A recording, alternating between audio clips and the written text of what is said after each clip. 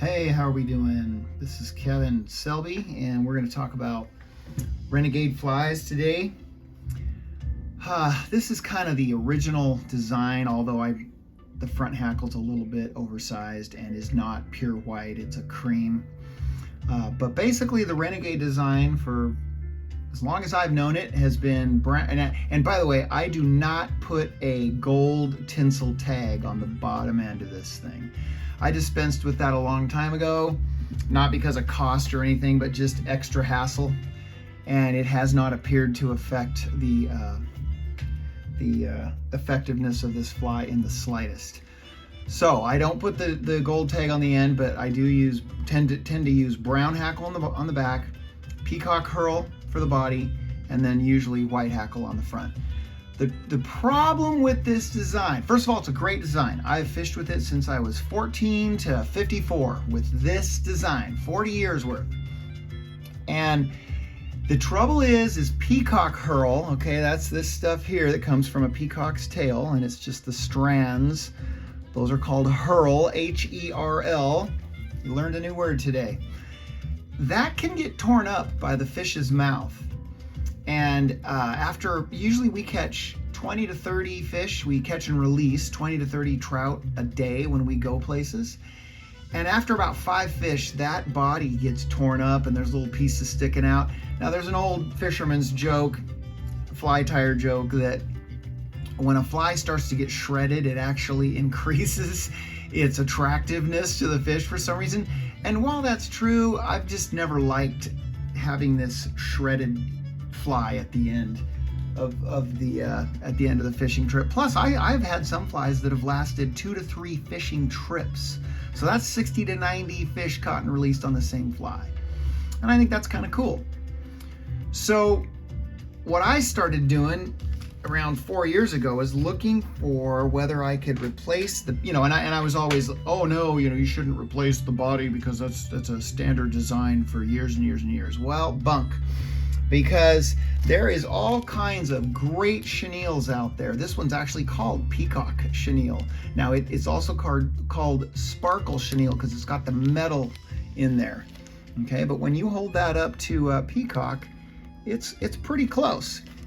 And what you find is this chenille is very, very durable. Here's what it looks like not being in the package. All right, it's just a really nice, durable body material. It's a little bit fatter than Peacock, so it ends up making this nice fat bug body. We have, and I'm going to tie one with this Peacock. We have been successful. We've been radically successful with the Peacock color. We've been decently successful with purple sparkle, with a flat black and cream. We call it the black and tan. And then we've been pretty effective with this rust brown color and also flat brown. Okay, then there's the concept of, so this is peacock herl. Well, ostrich tails also have herl, and it ends up being fluffier and more resilient than peacock, and so they make it in blue. Here's a tan. And then we even have a ginger and a white ostrich herl. And so here's an example of ostrich tan. And I try to match the hackle that I use with whatever the color is. So in other words, I probably wouldn't put, purple hackle or something weird on something that really needs to be more brown in nature or ginger. This is the ginger ostrich. And then this is the blue ostrich. And ostrich is actually and notice with the blue, I use grizzly hackle rather than brown hackle or cream hackle. Here's an example of the purple one with brown hackle at the back and some cream hackle at the top. Here's an example of the black and tan. Here's flat brown. And then here's that rust brown. So let's just go ahead and tie. And then I've used a bunch of other colors too. One thing I have found is black didn't seem to work. It's like, and this is what it looks like. Here is a black chenille, sparkle chenille woolly bugger with brown hackle at the back and cream hackle at the front. I could not get a bite on this fly. Now, maybe it was the conditions, maybe it was just something to do with that moment in time, but we were killing it on every other Renegade, and I threw this one on and they would not even touch it. So I'm gonna kind of stay away from that until I try it some more and find out. So I'm using just standard mustad size 8, and I actually use streamer hooks for this because I think it gives it a longer, sleeker, yet fatter appearance, and it's easier to tie on larger hooks. So I've kind of had a little renaissance in my fly tying here where I am tying on larger hooks now. And all right, so the first thing I'm going to do is I'm using black tying thread. I love to lay down a black what we call a black thread base, and so I just wind it over itself all the way to the back to where the barb of the hook is, and that's where I'm going to start. Also, throughout this fly, you'll notice that I don't cut a lot of things off on the body, and that's because of my belief that anything that makes that body fatter it just helps me in general, okay? And so I don't cut a lot of things off. I just tie right over the top of it. Plus, it gives your thread base something for the rest of the fly to grip so the stuff doesn't slide around. All right, so I've already got this is a little bit thicker than I'd like, but yeah, I'll just use this one. Here's brown hackle for the back. I'm gonna strip off the part I don't want, which leaves me kind of a little piece I can tie on. I always tie the top of the feather toward the front of the fly. That's a standard wet fly presentation. If you were tying this dry, I suppose you would tie the underside of the hackle feather towards the front, but I always tie the top of the feather to the front. Okay, so I tie it on. Notice I'm not going to clip off that extra piece because it gives me more stuff on the body.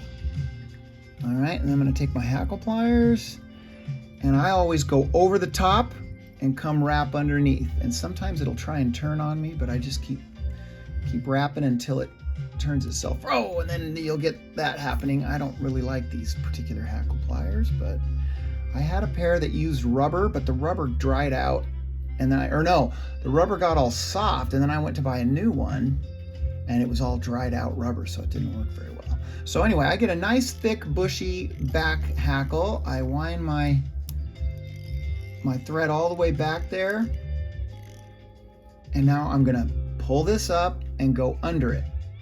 Okay, and I'll just do that a couple times. Now this part I do cut off because I don't want to try and tie this extra feather onto the hook shank. All right, so now I've got the back done. Now we're gonna tie on our sparkle chenille, and it's the Peacock color. So I just kind of go under it, and notice I can clip that off, but I don't. I just try and tie around it and tie it onto the hook. That gives me a fatter hook. Now you're going to want to go up to the front because you're basically done with the body, and you're going to want to end up there. So now I go under and I start tying that bug body. Now I don't want to go too far. I'm actually going to stop right there, and you might be saying, well, there's a lot of extra room there. Well, that's because I'm going to tie this off and tie the next hackle on and leave room for a bug head, okay, because I'm going to use this thread to kind of tie a bug head. So I go under here, and then I always crank this up to the top and then just really wrench that down. By the way, I use 1/36 denier on my thread because I have found that it is strong enough for me to be able to wrench on it, but it's not like rope. I don't like tying with rope. So yeah, this is, if I can just get it up in the camera. All right, so it's 1/36 denier, unithread, black. I don't know what the 6/0 weight means, but yeah, 1/36 denier is what I look for. And so that allows me to really crank down hard. I can crank too hard and actually break the thread, but usually I don't do that. All right, so now I'm ready for my front hackle, which is supposed to be white. I'm using this stuff called chinchilla. It's kind of a creamy striped thing. So again, I'm gonna strip off the bottom piece, leaving me something I can tie on. I'm gonna take the top of the feather and point it toward the front of the fly. I'm just gonna stick that under there, and I'm cranking really hard on that. You would be surprised how hard I'm cranking. And then I clip this off, and then I go a couple more turns. And now it's time to wrap the front hackle. And notice I still have room for a little bug head, so that's cool. All right. We fish these with water bobbers, and if we fill the water bobber all the way full, it sinks down and we can get it down deep. If we fill the water bobber 2/3 full, it'll fish this thing on the surface. And the Renegade works well in both of those situations. All right, so I'm gonna move the thread back, get it under that extra piece there. Don't worry about this extra crap that's up here. We're gonna take care of that. So I go around about 3 times. I'm gonna cut this piece off. And now I'm at the very tail end of this where I'm gonna pull everything back, and I'm gonna tie a bug head, and it's gonna not only tie a bug head, but it's gonna pull all that stuff back so that it's not basically out in front of the fly.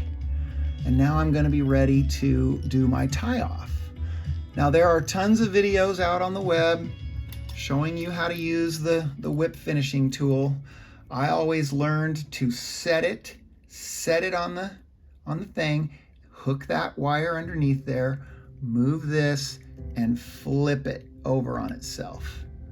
Okay, wait, is that how I learned it? You know what, I gotta think about that. I do it so fast. Yeah, flip it over on itself, and now I go under, and I caught a little piece of my hackle, but I'm just gonna cut that off. And I usually go about 3 times, and then you pull it off and you let it slip off of that hook, and I crank on it.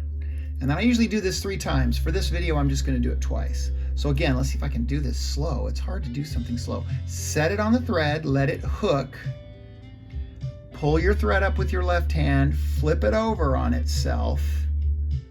Okay, flip it over on itself, and now you're gonna go under and just keep wrapping this. And then now you're pulling on it, and you're trying to get it to let go of the hook there, basically. Okay, and then I just, I crank really hard. And then at this point, I might cut off some extra hackle that has gotten in the way up there. Not a big deal. I try not to trim hackle if I don't have to, but these are annoying me, so I'm gonna get rid of them. Okay, I don't trim, I'm actually cutting them down at the base. And now we're gonna put some of this head cement. I love this stuff. I can't find it right now in the stores, they're all out, but it has a applicator tip on it. You just go like that and you just hit it a couple times. That's all I needed, okay? If you put too much of this head cement in there, the chenille will wick it up, and then you'll have this kind of gross looking chenille. But there you go. There is a finished fly with sparkle chenille, and I can tell you right now that that is a very, very durable fly. It won't come apart. My knots for the head should stay, because not only did I do 2 half hitches, but I also put the head cement on there. There's other head cements out there. I use this stuff too. And now you've got a size 8, 2x high, 3x long, Renegade, and that thing right there slays on trout. And like I said, let's go through these one more time. You can tie it in purple. You can tie it in rust brown. You can tie it in flat brown. You can tie it in this black and tan, this speckled. And then you've got ostrich herl. And there's blue ostrich herl. And there's ginger. And then finally there's tan. And then, like I said, don't be afraid to experiment with the colors of the hackle, both back and front. It's not written in stone that they have to be brown and white. They don't. A lot of times I'll use grizzly if I'm tying. In fact, I actually use grizzly for olive also. And I'll do grizzly in the back and the front. Okay, so just experiment and see what works. And that right there is a very versatile fly that you can use for trout, especially in the Northwest. But I've even caught bass on this too. All right, until next time, I hope that helped.